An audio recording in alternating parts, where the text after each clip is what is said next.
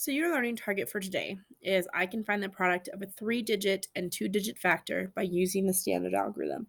So when we talk about what an algorithm is going to be your set of rules that you take, or the set of steps that you take every time, that's going to be the same in order to find a problem. That's going to be what an algorithm is.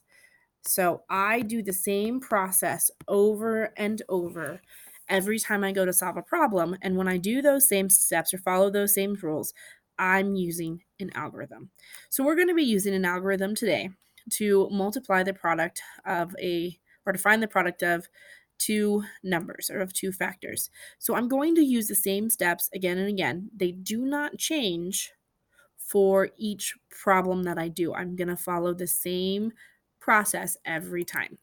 So if I have a number, so if I have 389 and I multiply that by 12, okay? So if I have 389, I'm going to multiply that by 12. The first thing I'm going to do, this is not part of the algorithm, but it's good practice, is to estimate, because I want to make sure that my answer that I have is going to be a reasonable answer. So it needs to be near what I have. So this is going to be 400.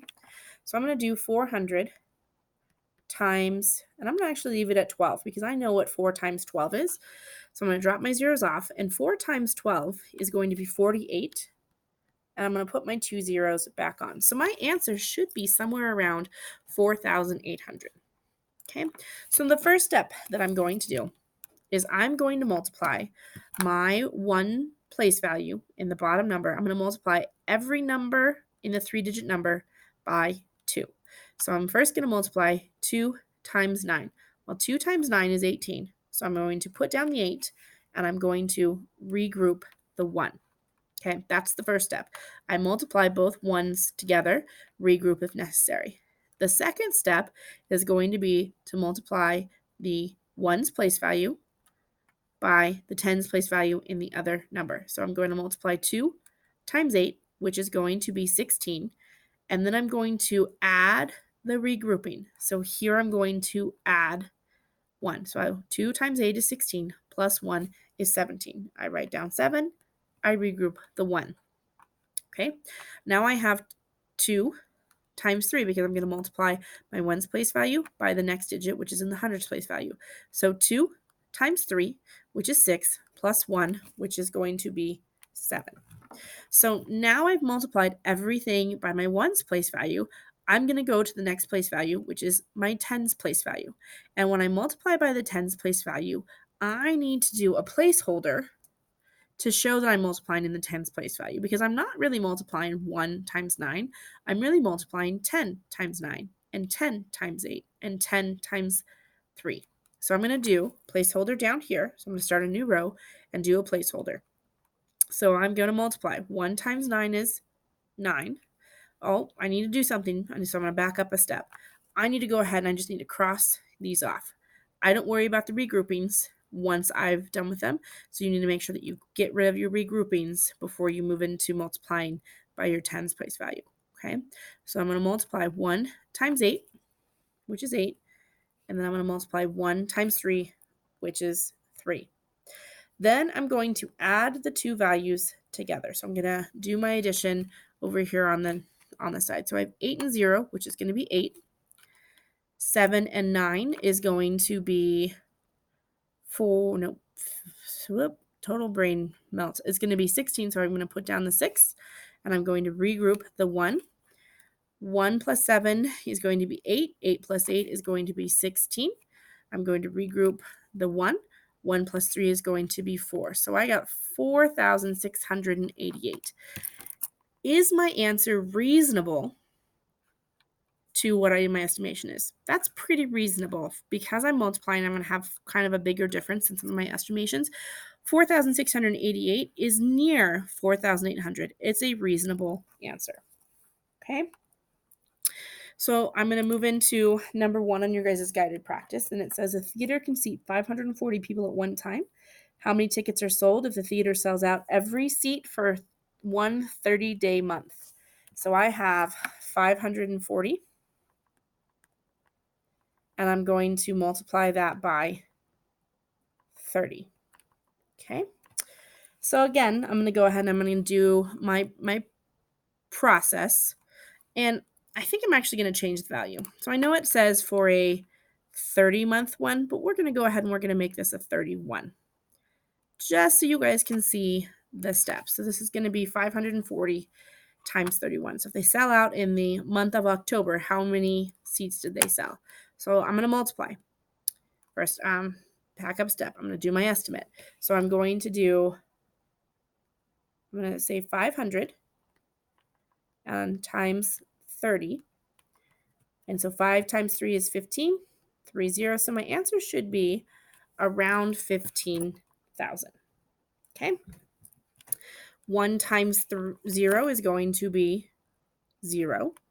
And I'm going to do my next one. 1 times 4 is going to be 4. 1 times 5. 1 times 5 is going to be 5. So I multiply. So my steps are I multiply everything in this top factor by the ones placed in the bottom factor. Then I put my placeholder. Okay, so my placeholder is 0 because I'm now really multiplying by every number by 30. So I'm going to use that placeholder. So 3 times 0 is 0. 3 times 4 is 12. I'm going to put down the 2 and regroup the 1. And 3 times 5 is 15 plus 1 is 16. Now I'm going to go ahead and add and see what I end up with. So I have 0, 4, 5 and 2 is 7, 6, 1. So 16,740. And you might be thinking, wow, that's not a reasonable answer because 16,740 is really far away from 15,000. But you have to remember that I rounded down both values. So it's a reasonable answer because it is still close to that 15,000 value. Okay, let's take a look at another one. So we basically did number 2 is 50 by 30 a good estimate. Yep, it's a good estimate. It's reasonable. It's going to be near that answer. All right. So I have on number 3, I have 236, and I'm going to multiply that by 46. So the first step I'm going to do is I'm going to go ahead and estimate so I can check my answer for reasonableness. So I'm going to round 236 down to 200. And I'm going to round 46 down or up to 50. 2 times 5 is 10. And then I add 3 zeros. So my answer should be near 10,000. Okay, so now I'm going to multiply. 6 times 6 is going to be 36. So I put down the 6. I regroup the 3. 6 times 3 is going to be 18. Plus 3 is going to be 21. I put down the 1. I regroup the 2. 6 times 2 is 12, plus 2 is going to be 14. And now I'm done. So what I'm going to do is I'm going to go ahead and I'm going to cross these off because I don't have to worry about them anymore. And then I'm going to put my placeholder for when I multiply by the 4. So 4 times 6 is going to be 24. So I'm going to put down the 4, regroup the 2. 4 times 3 is going to be 12, plus 2 is going to be 14. I regroup the 1. Now, I'm going to point out here, do you see why I need to cross off these values? Because when I have multiple numbers down on my second factor and I'm regrouping, I don't want to confuse myself with those regroupings. So after every place value, I need to stop, add a 0, cross off my regroupings. Okay, so 4 times 2 is 8, plus 1 is going to be 9. And then I'm going to add my values together. So 6 and 0 is 6, 1 and 4 is 5, 4 and 4 is 8, 1 and 9 is 10. So I have 10,856. Is that a reasonable answer? Well, when I compare it to my estimate, 10,000 is near, 10,856, it is reasonable. Okay, so I'm going to do number 4, 61 times 25. So one less digit to worry about this time, but my process is still going to stay the same. 5 times 1 is going to be 5. 6 times 5 is going to be 30. I didn't have anything to regroup there. Put my placeholder of a 0 before I start multiplying by the 2. 2 times 1 is 2, and then 2 times 6 is 12. Now I'm going to add. So notice every time I do this, I'm making sure that my place value is staying nice and lined up to make it easy to add. So 5 and 0 is 5, 0 and 2 is 2, 3 and 2 is 5, and then 1. So I have 1,525 is my answer. What did I forget to do at this point? I forgot to do my estimate. So I'm going to go ahead and I'm going to do my estimate. And I'm actually going to do 60 times 25 because I know that 25 times 6 is going to be 150 because if I have 6 quarters, I've got $1.50. So it's going to be 150. And then I put on my extra 0, so around 1,500. Is my answer reasonable? Well, 1,525 is near 1,500, so my answer is reasonable. Take a look at number 5. I have 951 multiplied by 62. So again, I'm going to start. 2 times 1 is going to be 2. 2 times 5 is going to be 10, so I put down the 0. I regroup the 1. 2 times 9 is 18, plus 1 is 19. Okay, next step, I'm going to put down my placeholder, cross off my regrouping. Now I'm going to multiply everything by 6. 6 times 1 is 6. 6 times 5 is 30. Put down my 0, regroup the 3. 6 times 9 is going to be 54, plus 3 is going to be 57. So write down 57, and then I'm going to add. So I have 2, 6, 9, 8, 5. So 58,962. And again, since I didn't estimate before, I need to make sure that I estimate after to see if my answer is going to be reasonable. So 951, I am going to round that to 1,000. And then I'm going to multiply that by 60.